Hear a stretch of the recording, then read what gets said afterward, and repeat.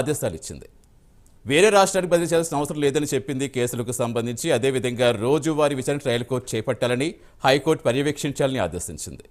మరోవైపు చూసుకుంటే మంత్రి నారా లోకేష్ గారు అటు విశాఖలో కోర్టుకి విచారణకు హాజరయ్యారు. పరువు నష్టం దావా కేసులో ఆయన విచారణకి హాజరయ్యారు. విచారణ మరోసారి వాయిదా పడింది. అసలు కేసుల పురోగతిలో ఎందుకింత జాప్యం జరుగుతోంది? జగన్ గారు ఇటు ఎందుకు విచారణకు హాజరు కావటం లేదు? అటు మంత్రి బాధ్యతల్లో ఉన్న లోకేష్ గారు విచారణకు హాజరైనప్పుడు జగన్ గారు ఎందుకు హాజరు కాలేకపోతున్నారు? ఇవే అంశాలపై డిబేట్ కంటిన్యూ చేద్దాం. డిబేట్లో మనతో పాటు జాయిన్ అయ్యారు తేజస్విని గారు, టీడీపీ నాయకురాలు, మనకు జూమ్లో అందుబాటులోకి వచ్చారు. నమస్తే తేజస్విని గారు. నమస్తే అండి. నమస్తే అండి. ఎస్, అలాగే సుజాత గారు, వైసీపీ అధికార ప్రతినిధి, మనకి జూమ్లో అందుబాటులోకి వచ్చారు. నమస్తే సుజాత గారు. నమస్తే అండి. అలాగే సింగులూరి వెంకటేష్ గారు, రాజకీయ విశ్లేషకులు, మనకి జూమ్లో అందుబాటులోకి వచ్చారు. నమస్తే వెంకటేష్ గారు. ఎస్, అలాగే సుంకర కృష్ణవేణి గారు, జనసేన నాయకురాలు కూడా మనకి అందుబాటులోకి వస్తారు. ముందుగా తేజస్విని గారు, సో ఎలా చూడాలి? జగన్ గారు అక్రమాస్తుల కేసుల విచారణకు సంబంధించి తాజాగా సుప్రీం ఆదేశాలతో స్పీడప్ అందుకుంటుంది అనుకోవచ్చా? ఖచ్చితంగా అండి. ఇప్పుడు జరుగుతున్న అలాగే తేజస్విని గారు, సారీ ఫర్ ఇంటరప్షన్, కొంచెం మీరు జస్ట్ కొంచెం బ్యాక్ వెళ్తారా? ఫ్రేమ్ అవుట్ అవుతోంది.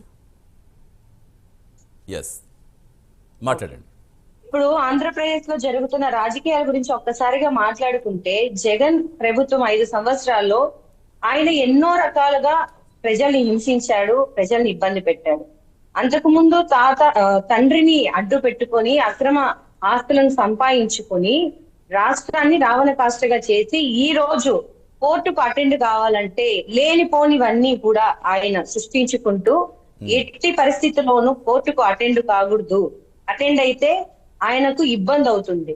ఆయన తప్పు చేశాడు, దాన్ని సరిదిద్దుకోలేడు, దాని వల్ల కోర్టుకు అటెండ్ కాకూడదు. ఎందుకంటే ఇప్పుడు లోకేష్ గారు మినిస్టర్ గా ఉన్నారు. ఆయన వైసీపీ ప్రభుత్వంలో పెట్టిన అబద్ధపు కేసులకు కూడా ఆయన ఈ రోజు హాజరవుతున్నారు. జగన్ గారికి ఎందుకు అంత భయం? కోర్టుకు హాజరవుతే అరెస్ట్ చేస్తారనా? ఎందుకు అంత భయపడుతున్నారు? రైట్. జగన్ గారి గురించి మనం మాట్లాడుకోవాలనుకుంటే, జగన్ అక్రమ కేసుల ఆస్తుల విషయంలో ఖచ్చితంగా ఆయన జైలుకు పంపించారు. ఆయన చేసిన అరాచకాలు అంతా ఇంత కాదండి. 5 సంవత్సరాలు రాజకీయంగా ఆయన ముఖ్యమంత్రి అయిన తర్వాత రాష్ట్రాన్ని ఎంత నాశనం చేయాలో అంతా నాశనం చేశాడు. ఈ రోజు కోర్టుకు వెళ్ళాలంటే భయపడుతున్నాం. ఖచ్చితంగా ఆయన కోర్టుకు వెళ్ళాలి. ఆయన కోర్టుకు